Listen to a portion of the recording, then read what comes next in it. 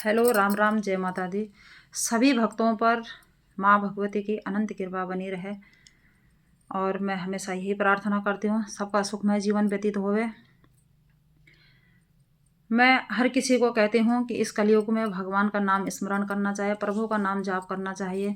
जितना हो सके यही आपके सन्मार्ग की ओर ले जा सकता है।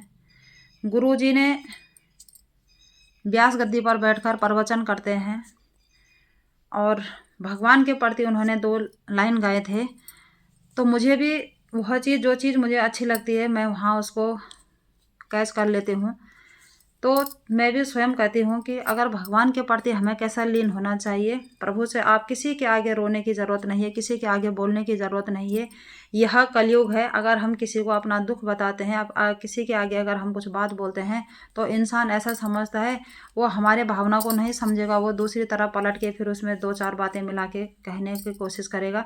ये मैंने अक्सर देखा हुआ है और इसलिए मैं कहती हूँ कि दुनिया की बातों में ना आकर प्रभु के नाम जाप में लीन हो जाओ। किसी के बातों में बिल्कुल भी मत आओ, क्योंकि यह समाज है, ये इंसान को ना जीने देता है और ना मरने देता है। अगर कोई खा रहा है तो लोग कहेंगे कि देख लो भाई, उनके पास तो बहुत कुछ है।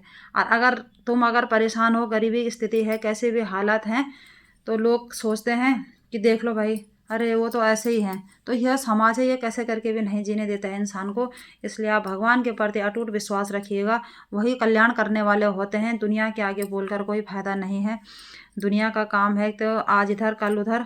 और सबसे मेन बात है कि मैं खुद अपने कानों से सुनती हूँ लोगों की बातें, और एक बार मैं आप लोगों को भी कह दूँ, इस बात पर आप मनन करना और खुद इस बात को कैच भी करना और समझना भी इस बात के पीछे कि मैंने खुद अपने कानों से सुन रखा है कि लोग क्या करते हैं कि अगर हमारे गृहस्थ जीवन में किसी प्रकार की कोई प्रॉब्लम आई होगी या हमने पहले कोई दुख झेले होंगे, कोई कष्ट हमारे बीच में आए होंगे, तो मैं आप लोगों से हाथ जोड़कर प्रार्थना करती हूँ कि कभी भी दूसरे इंसान को कभी भी मत बताइएगा कि मेरे घर की प्रॉब्लम कैसा है, या मेरे हस्बैंड मेरे साथ में क्या करते हैं, या मेरा परिवार ने मेरे साथ में ऐसा किया, मेरे परिवार ने वैसे करा।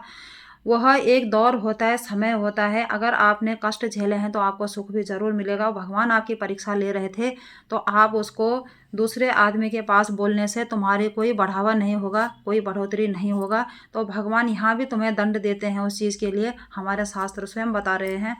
तो ऐसा बिल्कुल भी मत करिएगा कोई भी। और मैं जब सुनती हूँ तो मुझे भी बड़ा कहलाने होती है उस चीज़ से कि देखो, वैसे इंसान अपने आप को बहुत बड़ा महान समझता है कि मैं ऐसा हूँ, मैं वैसे हूँ। लेकिन ऐसी बातें बिल्कुल भी नहीं करनी चाहिए। मैं तो प्रभु से एक ही बात कहती हूँ, प्रभु रो कर कटे या हंस कर कटती है जिंदगानी, रो कर कटे या हंस कर कटती है जिंदगानी, तू गम दे या खुशी दे सब तेरी मेहरबानी।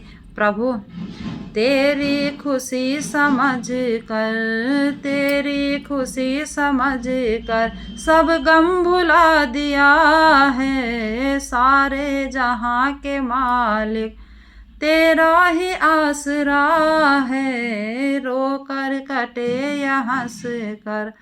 अगर आसरा पकड़ना ही है तो प्रभु की पकड़िए, भगवान की पकड़िए। इंसानों के सहारा पकड़ोगे तो इंसान हमेशा एक न एक दिन वो रास्ते से ज़रूर भटकेगा। ये 100% बात है, ये मैंने स्वयं देख लिया है। तो इस कलयुग में भक्तों, यहाँ कर्म काले और स्टेटस हमेशा भगवान वाले लगाते हैं। और मैंने स्वयं देखा हुआ है, आप लोग भी इस समाज में रह रहे हैं तो देखते हैं आप सभी लोग। कसम खाने वाले नहीं, शराब पीने वाले हमेशा सच बोला करते हैं। ये बिल्कुल 100% बात है। कलयुग में इंसान भगवान से नहीं डरता है, वह सिर्फ और सिर्फ डरता है तो बदनाम होने से डरता है। यहाँ गुनाह चुपचाप किए जाते हैं और सफाई हमेशा माइक पकड़ कर दिया जाता है। तो यह कलयुग की रणनीति है।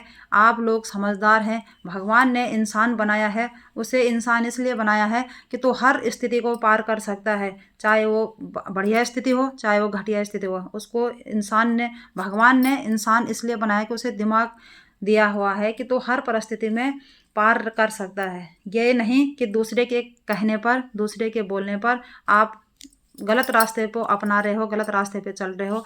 राम राम, जय माता दी। फिर मिलते हैं दूसरे वीडियो में।